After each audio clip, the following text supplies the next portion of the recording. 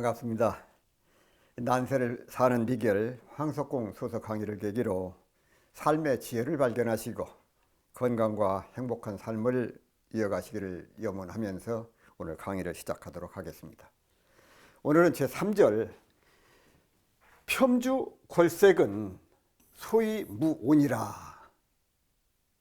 이 폄자가 물리칠 폄자인데 술을 물리치고 술을 멀리해 또 색을 더는 것은 더럽혀짐이 없게 하려고 합니다. 이 더러울 오자인데 더러움을 없게 합니다. 술을 물리치고 색을 더는 거, 색을 멀려. 술과 색을 멀리하는 거, 그것은 자기 이름이 더럽혀질까, 그것을 조심해서 이렇게 하는 것이다, 그 말씀이거든요. 이 폄주, 이 폄은 떨어뜨릴 폄, 또 떨어뜨리다, 낮추다, 덜어내다, 감하다, 물리치다, 이 그런 뜻이에요. 이 골색에서 이 골은 이 대골골자인데 여기서는 이지러진다, 뭔가 빠진다, 그 말씀이거든요. 그래서 거기에 빠질 이지될 결과 같은 의미다, 그 말씀이거든요. 장상형의 주에 보게 되면 색, 패정이 정모즉 해신하고 주, 패신이니 신상즉 해정이니라. 색은 정기를 피폐하게 해요. 또 정기가 소모되면 정신을 해치고, 술은 정신을 무너뜨리나니 정신이 손상되면 정기를 해치게 되나니라고 하였습니다. 그래서 술과 재색을 이렇게 멀리해라. 색은 다음에 색욕이 불길처럼 타오를지라도 한 생각 병든 때에 미치면 문득 흥이 식은 재와 같아지고, 명리가 여처럼 달지라도 한 생각이 죽는 처지에 이르면 문득 맛이 초를 씹은 것과 같아진다. 재색명리. 그러므로 사람이 항상 죽음을 근심하고 병을 걱정한다면 가의 헛된 일을 버리고 길로자 도심을 기를 수 있으리라고 하였습니다. 이 소세단 대종사께서 작은 허물이 모여서 큰 죄업이 된다고 하셨습니다. 말씀하시기를 사람의 큰 죄악이 처음에는 작은 허물로부터 시작되는 수가 허다하나니 그대들은 마땅히 때때로 자기의 행동을 살펴서 작은 허물이라도 발견되거든 미루지 말고 고치게 힘쓰라. 남방의 성성이라는 짐승은 그 힘이 세고 날려서 사람이 힘으로는 잡지 못하나 그가 술을 즐겨 하므로 술을 큰 그릇에 가득 담아서 그의 내왕하는 길목에 두어두면 그가 지나가면서 그것을 보고 처음에는 웃으며 그대로 가다가 다시 와서 조금 마시고 또 가다가 다시 돌아와서 더 마시고 하기를 여러 차례 한 뒤에는 그만 정신없이 그 술을 다 마시고 마침내 취하여 쓰러지면 그때 사람이 나와서 잡아간다고 하니 그가 처음에는 조금만 마시기로 한 술이 커져서 한 동이에 이르렀으며 마침내 새 생명을 잃기도 하고 혹은 생포도 당하게 되는 것이니라. 사람 또한 그와 같아서 처음에는 한두 가지 작은 허물을 고치지 못하다가 그 허물이 쌓이고 쌓이면 마침내 큰 죄업을 저질러서 전도를 크게 그르치나니 어찌 조심하지 아니하리요 라고 말씀을 하셨습니다. 42장경에 풀은 채색지 어인이 비어 소와 탐도인지 밀첨하여 부족 일식짐이요 연유 절설치 환난이라. 부처님께서 말씀하시되 재물과 색을 탐하는 사람은 비컨대 어린아이가 칼날에 묻은 꿀을 탐하는 것과 같나니 한때도 좋게 달게 먹을 것은 없고 도리어 혀를 끊을 염려가 있나라고 말씀을 하셨습니다.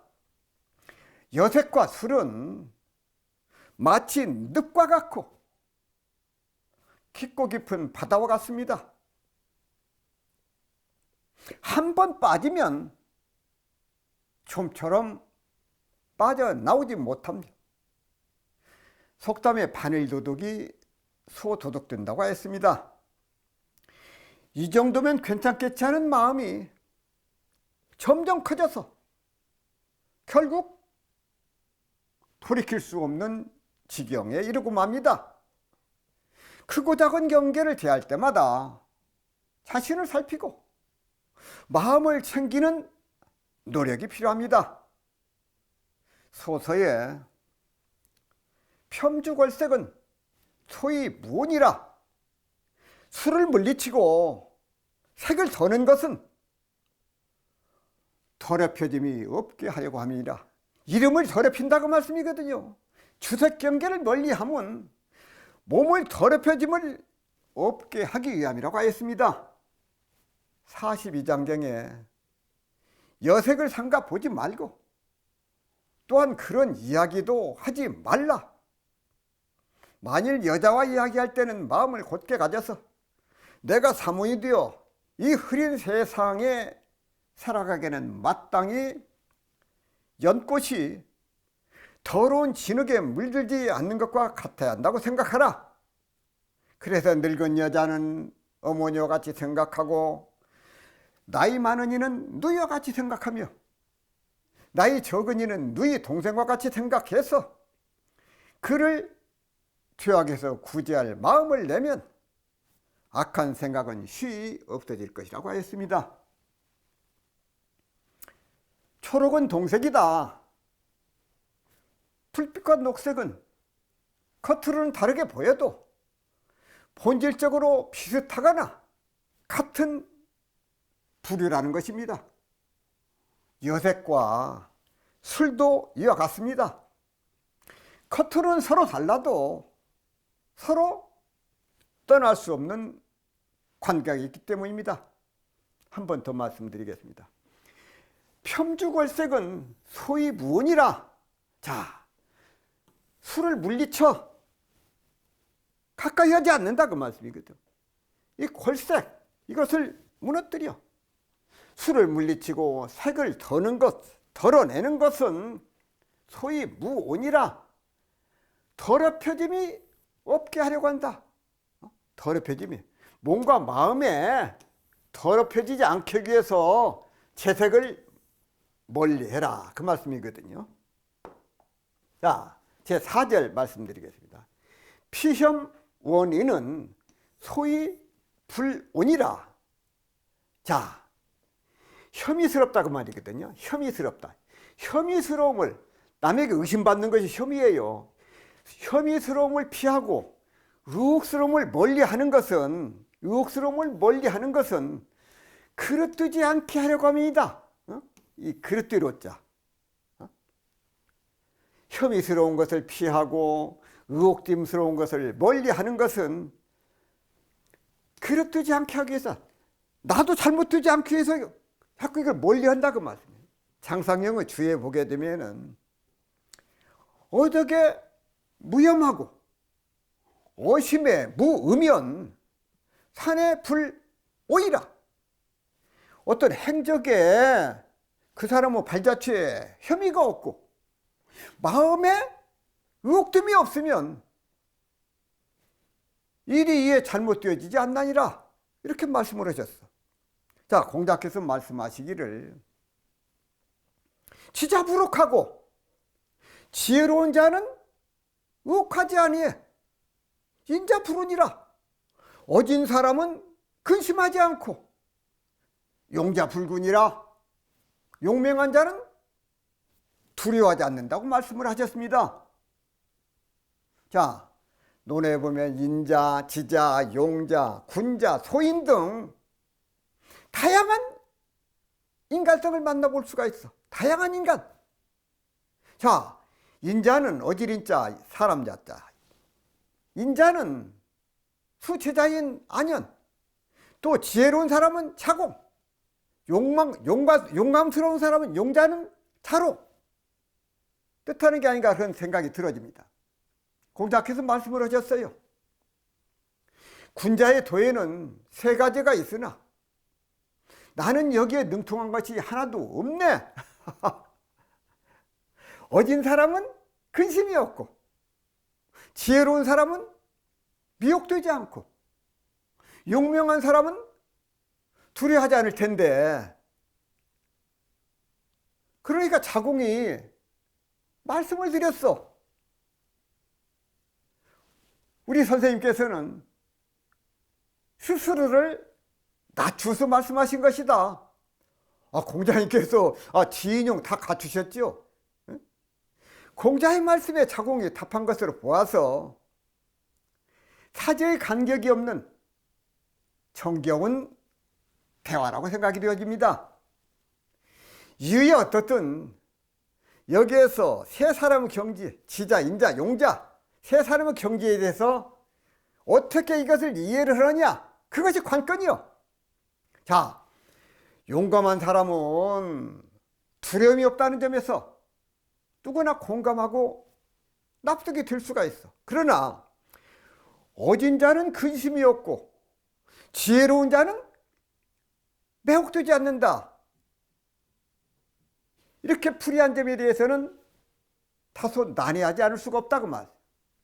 주자 집주에서 논어의 이 경문을 성리학의 용어인 이칠이자 이와 기운기자 기를 가지고 이걸 풀이해 놓았는데, 이 또한 하나의 해석일 수도 있습니다. 논어 옥야편에 보면은 지자요수요, 지혜로운 사람은 물을 좋아하고 어지린자 인자 요산, 이 질길락자를 여기서는 요로 읽습니다. 어진 사람은 산을 좋아한다고 했습니다. 공자가 보기에 지혜로운 사람은 그 지혜가 주변 상황의 변화와 시세에 따라서 이리저리 움직이며 역동적으로 밝혀나갈 수 있기 때문에 지혜로운 사람 지자를 흐르는 물에 비유하신 게 아닌가 생각이 되어집니다. 또한 어진 사람은 그 마음이 인자하고 너그러워서 자신의 자리에서 가만히 앉아 있어도 주변 사람들이 공과 사를 구분할 수가 있으니 근심이 없는 모습으로 보이는 것이라고 하신 것이다, 그 말씀입니다. 그것은 곧 제 자리에 정위치하고 앉아있는 산의 모습과 유사하기 때문에 인자요산, 어진 사람은 산을 좋아한다고 하신 것으로 생각이 되어집니다. 따라서 어진 자는 산과 같이 정적, 고요할 정자, 정적인 존재이고, 지혜로운 사람은 물과 같이 역동적으로 움직이는 존재다. 그래서 주관을 가지고 역동적으로 움직이는 지혜로운 사람에게는 판단력이 무엇보다도 중요합니다. 공자님께서는 그 판단을 내리는 백적 간두에 서게 되었을 때 지자와 같이 한 점 의혹됨이 없어야 함을 강조하고 있습니다. second다음에 어진 사람은 마음이 너그럽고 느릿한지라, 느리다고 말씀입니다. 느릿한지라 문득 보기 두텁고 경사가 오래여서 일마다 너그럽고 느릿한 기상을 이루고, 거칠고 천한 사람은 생각이 좁고 급한지라 문득 녹이 박하고 은택이 짧아, 은혜 은자 혜택 은택이 짧아서 일마다 좁고 급한 모양을 이루니라고 했습니다.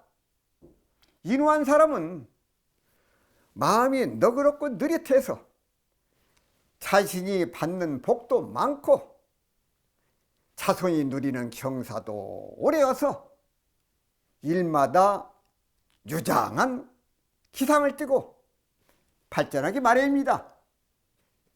소서의 피혐 원인은 소위 불온이라 혐의스러움을 피하고, 이 혐의라고 하는 건 다른 사람이 나를 의심하는 거거든요. 혐의스러움을 피하고 또 의혹스러움을 멀리 하는 것은 그릇되지 않게 하려고 함이라, 이렇게 말씀을 하셨어. 성경에 오직 믿음으로 구하고 조금도 의심하지 말라. 의심하는 자는 받을 생각을 해서는 안 된다. 두 마음을 품어 이르 정함이 없는 자로다 라고 하였습니다. 속담에 오해한 나무 아래서 갓근 고쳐 매지 말라고 하였습니다. 의심받은 일을 하지 말라는 것입니다. 따라서 의혹들이 없으면 바로 이를 해소하도록 해야 합니다. 작은 의혹이 점점 커져서 일이 잘못될 수도 있기 때문입니다.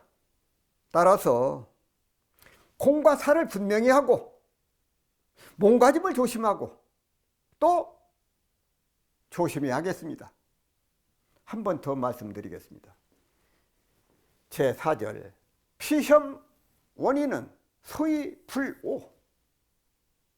혐의스러운 것을 피하고 의심스러운 그것을 멀리하는 까닭은 소위 불온이라 무엇이 잘못되지 않도록 그릇되지 않게 하기 위해서 그러합니다. 어떤 일이 잘못되지 않기 위해서 그것을 적극적으로 해명을 하고 의심스러운 것을 가서 피해라. 혐의스러운 것을 피하고 의혹스러움을 멀리하고 그러면은 잘못될 일이 없다, 그 말씀이에요. 잘못될 일이 없어. 자, 제5절 말씀드리겠습니다. 자, 제5절 박학절문은 소위 광진이라 넓은 널리 배우거든요. 또 묻되 간절하게 묻는 것, 널리 배우고 간절하게 물어. 그것은 왜 그러느냐? 소위 광진이라 아는 것을 넓히고자 하는 것이요, 내 지식을 얻고자 하기 위해서. 불치하문이거든요. 내가 모르는 것은 아랫사람한테도 물을 수 있어야 돼요. 불치하문. 박학적문 널리 배우고 간절하게 물어. 묻되 간절하게 물어. 이것은 왜 그러느냐? 소위 광지, 지식을 넓히기 위해서, 내가 알기 위해서 그런다. 널리 배우고 간절하게 물으면 아르마리를 넓히려고 합니다. 묻고 배우는 것이거든요. 상상령의 주에 보면은 유성 현지 질하고 이불 광지 학문은 불변 고야니라. 성현의 자질이 있으면서 배우고 물음을 넓게 하지 않는 것은 힘을 쓰지 않기 때문이라고 하였습니다. 장자께서 말씀하시기를 인지불학은 여등천이 무술하고 학이 지원이면 옆이 상훈이 도 청천하고 등고산이 망사행이라. 사람이 배우지 않으면 재주 없이 하늘을 오르는 것 같고, 배워서 지혜가 덜면 상서로운 구름을 헤치고 푸른 하늘을 보며 산에 올라 사해를 바라보는 것과 같다고 하셨습니다. 예기에 이르되 옥불탁이면 불성기하고 인불학이면 부지은이라. 옥은 다듬지 않으면 그릇이 되지 못하고 사람은 배우지 않으면 옳음을 알지 못한다고 했습니다. 태공이 말하기를 인생 불학이면 여 명명야행야이라. 사람이 배움이 없으면 어둡고 어두운 밤길을 가는 것과 같다고 하셨습니다. 자, 성인 가운데 공자님처럼 배우기를 좋아하신 분이 없습니다. 공자께서 말씀하시기를 식무구포하며 거무 구하나며 비너사의 신원이요 치유도의 정원이면 가히 호황야이니라. 자, 군자는 음식을 먹음에 배부름을 구하지 않으며 거처함에 편안함을 구하지 않으며 일에 민첩하고 일은 민첩하게 하고 말은 삼가하고 도가 있는 사람에게 질정하며 가히 배움을 좋아한다 할 만하다고 말씀을 하셨습니다. 또 말씀하시기를 십실지읍 필요충신 10가구 정도의 작은 마을일지라도 나 정도의 충직하고 믿을 만한 사람은 있겠지만 여구저건 불여 굳이 호황냐 나만큼 배우기를 좋아하는 사람은 없을 것이라고 하셨습니다. 이 공자님께서 얼마나 겸손하시고 호학, 배우기를 좋아하셨는지 또 거기에 대한 자부심을 가지고 계신지 이것을 깨닫게 해주시는 소중한 말씀입니다. 이 정산종사께서 세전에 밝히시기를 이 교육은 세계를 진화시키는 근원이요 인류를 문명케 하는 기초니 개인, 가정, 사회, 국가의 성쇠와 흥망을 좌우하는 것이 교육을 잘하고 잘못함에 있다 할 것이니라.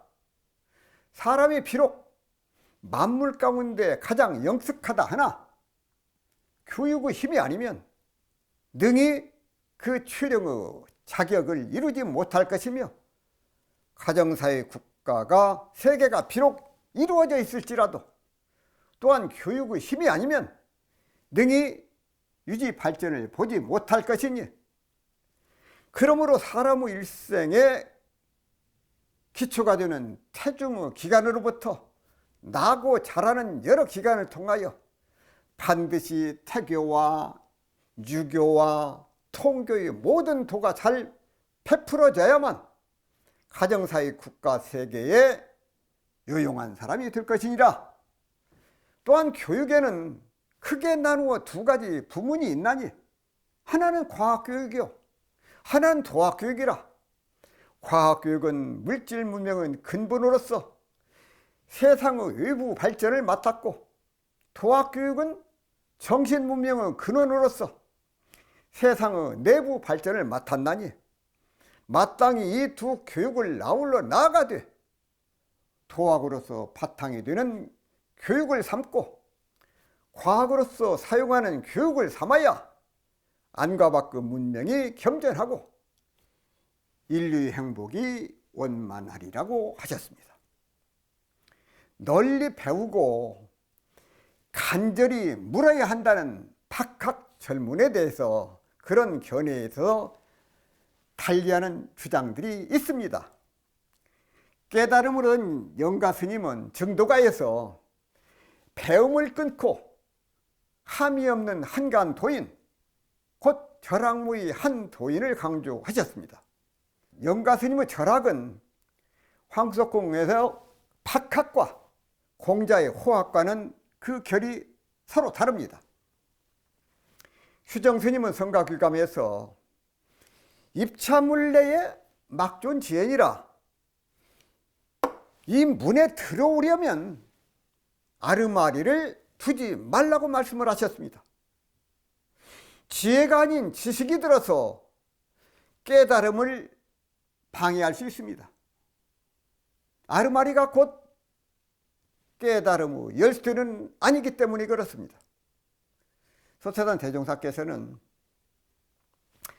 도를 구하기 위하여 출가한 사람이 중간에 혹 본의를 잊어버리고 의학과 의지를 구하는데 정신을 쓰는 수도 덜어 있으나 이러한 사람은 박학은 될지언정 정신 기운은 오히려 약해져서 참 지혜를 얻기가 어려울 것이니 참 도를 구하는 사람은 발심한 본의를 반성하여 여러 방면으로 흩어지는 마음을 바로잡아 삼재력 쌓는 데 공을 들이면 자연히 의학과 의지의 역량도 갖추어지나이라고 말씀을 하셨습니다.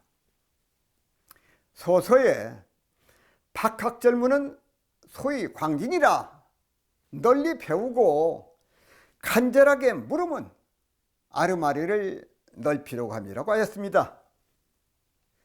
널리 배우고 깊이 사리를 연구하면 아르마리가 점차적으로 넓어지게 됩니다. 그러나 아는 것이 많다고 해서 그것이 곧 깨달음으로 이어지는 것은 아닙니다. 성현들께서 도를 얻고자 공부하는 이는 이들이 지식을 얻는데 힘쓰는 것을 경계하신 까닭이 바로 여기에 있습니다. 그러한 사람은 박학은 될지언정 정신기운은 오히려 약해져서 참 지혜를 얻기가 어렵기 때문입니다. 한 번 더 말씀드리겠습니다. 이 박학절문은 소위 광진이라 널리 배우고 간절하게 묻는 것은 그런 까닭은 소위 광진이라 지식을 넓히기 위함이라 그런 말씀을 드리면서 마무리하겠습니다. 자, 제6절 함께 공부하시겠습니다. 제6절 고행 미언은 소위 수신이라. 자, 행실을 고상하게 해. 그럼 말은 어떻게 해야 되느냐? 간을 미찬데 말을 은밀하게 하는 것은 몸을 닦으려고 함이니라. 고행미언은 소위 수신이라. 수신은 덕과 지혜를 닦는 것이거든요. 이 미자는 이 정묘할 미자, 아주 묘한 것이거든요. 간을 미자.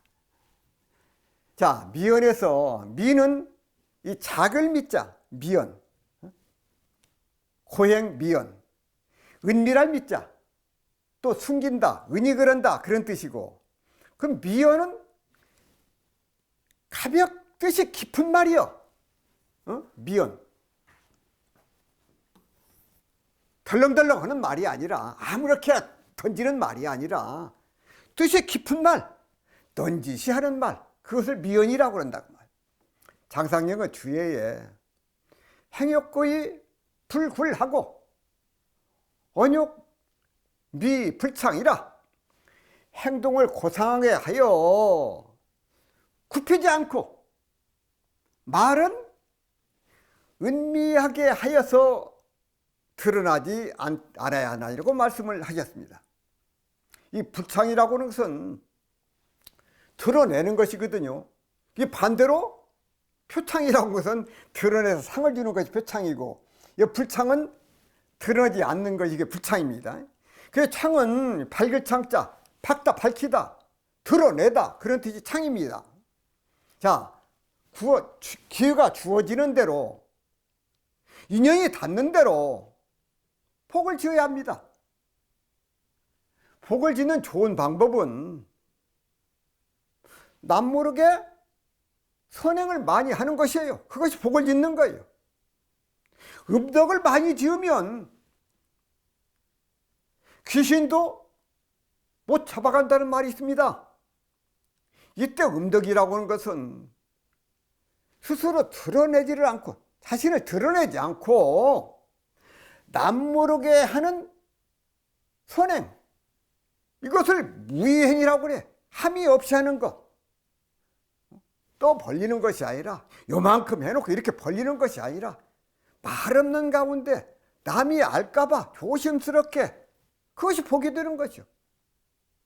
성경에 오른손이 하는 일을 왼손도 모르게 하라는 말씀도 이와 같아. 음덕이 많이 쌓이면 그 사람의 운명조차 바꿀 수가 있습니다. 옛날에 어떤 한의사가 복을 지키기 위해서 10,000명의 가난한 사람을 무료 치료해 주기로 소원을 세웠어. 그래서 한 사람 한 사람을 치료할 때마다 콩알을 하나씩 말통에 넣어서 숫자를 세었습니다. 그래서 한 해, 두 해 가난한 사람에게 대가 없이 치료를 해준 사람이 늘어나면서 그 말통도 점점 채워나가졌어. 30년 가까이 치료를 해준 어느 날 콩알이 몇 개인가를 세어보니 10,000개가 넘었어. 그는 자신의 목표가 이미 달성되었음을 알았습니다. 세월이 좀 더 흘러가지고 그 한의사는 세상과 인연이 닿아서 편안하게 죽음을 맞이했고 저 세상에서 옥황상제를 만나게 되었습니다. 그때 망자의 공과가 적혀있는 치부책을 꼼꼼히 살펴보던 옥황상제가 말하기를, 이 사람은 세상에 있을 때 가난한 사람들을 위해 무상으로 침을 놓고 약을 지어주었으니 그 복이 매우 크다. 저승사자는 이 사람을 중품, 가운데 중자 중품의 극락세계로 안내하라고 하였습니다. 복을 짓고 착한 사람이 간다는 극락은 상중, 하위 세 단계가 있는데 중품이란 최상이 아닌 중간의 극락을 말합니다. 그때 한의사는 옥황상제님, 그 판결에 이의가 있습니다고 하였습니다. 상제는 의아해하며 그에게 말해보라고 했습니다. 상제님, 제가 평생 동안 10,000명이 넘는 가난한 사람들에게 무료로 침과 약을 주어 치료하였습니다. 이러한 저희 커다란 공덕을 감안한다면 중품이 아닌 상품을 극락세계로 보내주심이 마땅하지 않겠습니다 하고 항변을 했습니다. 그 말을 듣던 상제는 부드러운 시선으로 그를 보며 말하기를, 그대의 말은 잘 들었다. 사실 그대의 공덕은 매우 크다. 그러나 나의 판결은 옳다. 왜냐하면 그대의 공덕으로는 상품 극락세계는 가지 못한다. 그곳에는 복을 짓되 공덕을 바라거나 생색을 내는 마음이 있는 사람은 결코 가지 못하는 곳이기 때문이다. 그것은 순수한 마음으로 남을 위해 도와줘야 하며 조금도 그 대가를 바라는 마음이 없는 사람이라야 가능하다. 그런데 그대는 가난한 사람들을 도와줄 때마다 콩알을 세며 그 공덕으로 자신이 극락가기를 원하지 않았었느냐? 타인을 위한 행동 속에 자신의 이익을 계산하고 있지 않았냐고 판문을 하신 것입니다. 상제의 말을 듣고 있던 그는 고개를 끄덕이며 수긍하였고 기쁜 마음으로 중품의 극락세계로 향했다고 합니다. 최근담에 배우는 사람은 모름지기 일단 조심하는 마음을 지녀야 하되, 또한 마땅히 일단 탁 트인 멋을 지녀야 한다. 만일 오로지 단속하여 지나치게 결백하기만 한다면 여기엔 쌀쌀한 가을의 살기만 믿고 봄의 생기가 없으니 어찌 만물을 자라게 할 수 있겠는가 했습니다. 조심하는 마음과 탁 트인 멋, 훈훈한 봄의 생기를 지닐 수 있는 마음가짐이 필요합니다. 성경에 구제함을 은밀하게 하라, 사람에게 보이려고 그들 앞에서 너희 의를 행하지 않도록 주의하라. 그러하지 아니하면 하늘에 계신 너희 아버지께 상을 받지 그렇다느니라고 하셨습니다. 다만 그 일 그 일에 최선을 다할 뿐이다. 기회가 주어진 대로, 인연 닿는 대로 복을 지어야 합니다. 소서에 고행미언은 소위 수신이라 행실을 고상하게 갖고 말을 은밀하게 하는 것은 몸을 닦으려고 함이라고 하였습니다. 속담에 돌다리도 두드려보고 건너라는 말씀이 있습니다. 실패하지 않으려면 미리 조심하고 경계하는 것보다 더 좋은 약은 없습니다. 그러나 너무 외골수로 졸라대기만 하면 대인관계가 각박해지고 원만하지 못하게 됨을 알아야 합니다.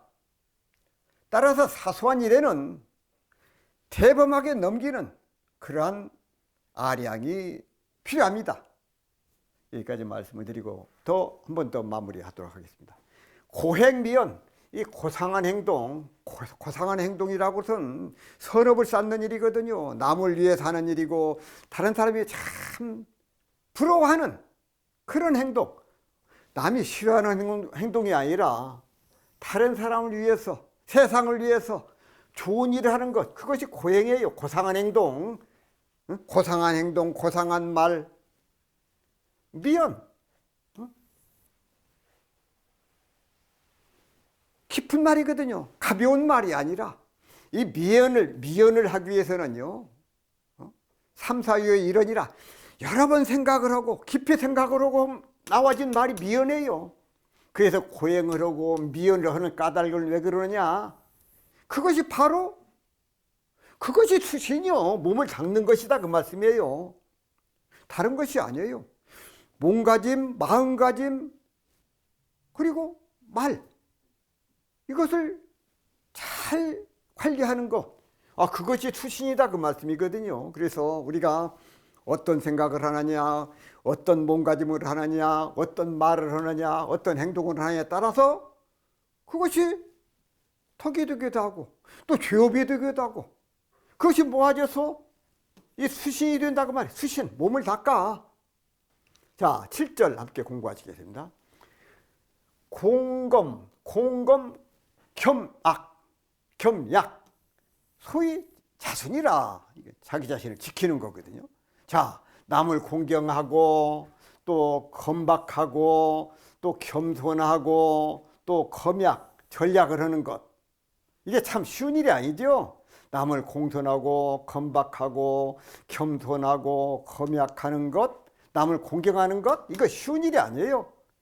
그것은 뭐냐? 소위 자수, 자기 자신을 지키려고 그러는 것이요. 자기 자신을 지켜. 이렇게 공검 겸약을 하게 되면요, 그 사람이 존경을 받게 되고 그 사람이 다른 사람부터 보호를 받게 되고, 이게 자기 자신을 지키는 일이다, 그 말씀이거든요. 너는 하기편에 보게 되면 자금이 문어 자공말, 자금이 공자에게 묻기를 부자지어 시방야하사 필문기정하시나니 구지야 어기어지여아. 자, 공자님께서는 어떤 나라에 도착하시면, 어떤 다른 나라에 가게 되면 반드시 그 나라의 정치에 대해서 들으시는데, 물어보시는데 선생님이 듣기를 요구하는 것입니까? 아니면 그들이 스스로 말해주는 것입니까? 하고 물었습니다. 자공이왈, 부자는 온량 공검량이 득지시니 부자지 구지야는 희저히 호인 지구 지연이죠. 자공이 말을 했어. 우리 공자님께서는, 우리 선생님께서는 온화하시고 또 선량하시고 공손하시고 검약하시고 또 겸양하셔서 그래서 자연히 듣게 되는 것이다. 선생님이 그것을 구하는 방법은 아마도 다른 사람이 구하는 방법과는 다를 것이다, 이렇게 말씀을 하셨어. 온량 공검량, 차공이 스승인 공자의 인품을 그렇게 표현을 했다고 말씀이에요. 공자께서는 어떤 어른이냐? 공자는 어떤 어른이냐? 따뜻하시고 어질고 또 공손하시고 검소하시고 겸양의 덕을 지닌 어른이 공자시다, 그 말씀을 하신 거예요. 올량공검, 이 글귀는 논어에서도 가장 유명한 글귀 가운데 하나로 꼽히고 있습니다. 이 온, 따뜻한 온, 행동이 온순하고 부드럽다, 그것이 온입니다. 따뜻한 온자. 급히 서두르거나 극단적인 행동, 그걸 하지 않는 것, 그것이 온이에요. 따뜻한 온자. 자, 그 사람을 대하면 온기가 느껴진다. 그게 아무나 이렇게 느껴지는 게 아니거든요. 온기가 느껴져야 된다. 어질량자 양은 성품이 착하고 어질다는 말이요. 다른 사람을 상냥하게 대하라는 그 말. 상냥하게 대.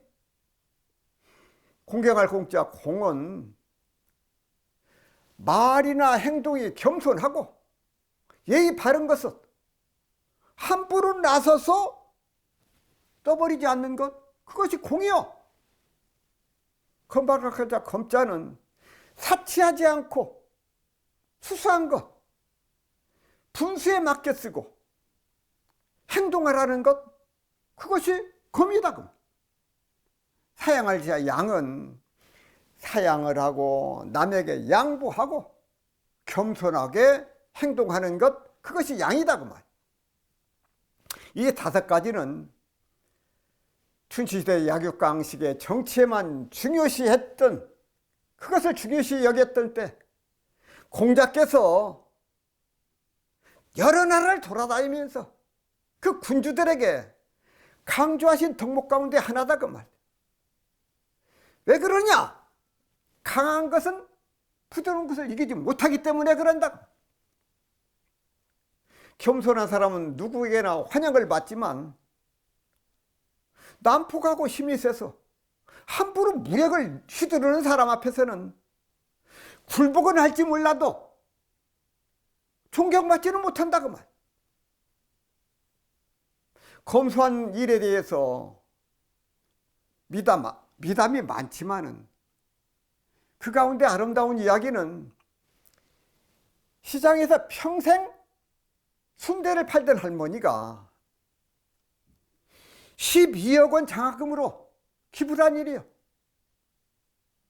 시장에서 순대를 팔던 할머니가 12억을 장학금으로 내놨어.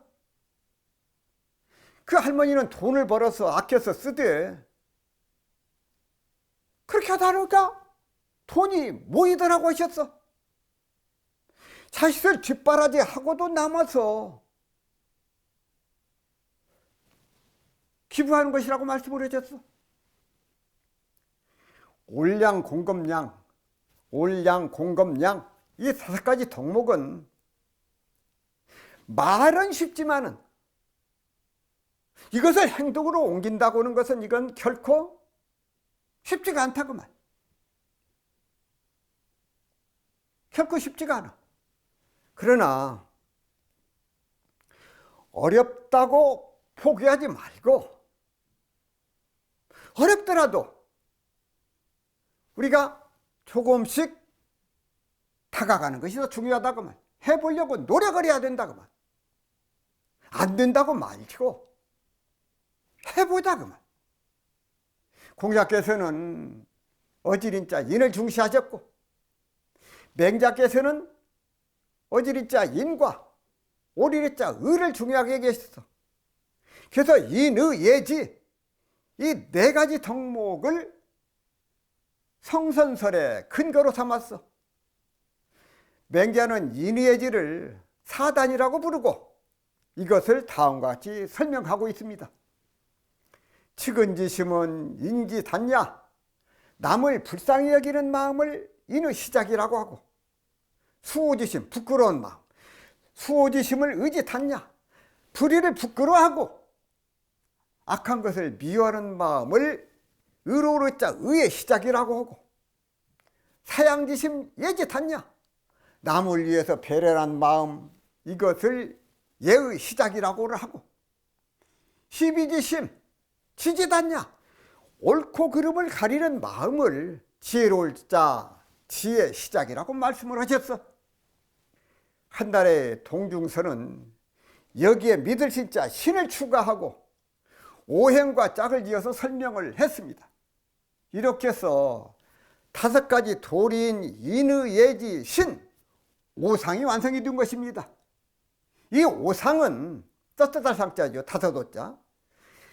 이 오상은 생각 오륜과 함께 유교윤리의 근간을 이루고 있습니다.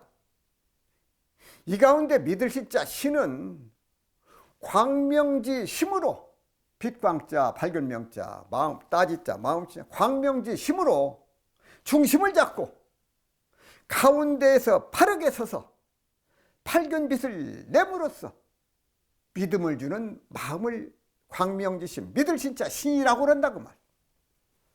맹자께서 말씀하신 이 사단은 인간의 본성이고 사물을 접하면서 나타나는 감정을 7정, 7가지 정, 7정이라고 말을 해. 희로, 애락, 오욕, 곧 기뻐하고 노여하고 슬퍼하고 두려워하면서 사랑하고 미워하고 욕심내는 마음, 이것을 희로애락, 오욕, 7정이라고 한단 말이에요. 7정.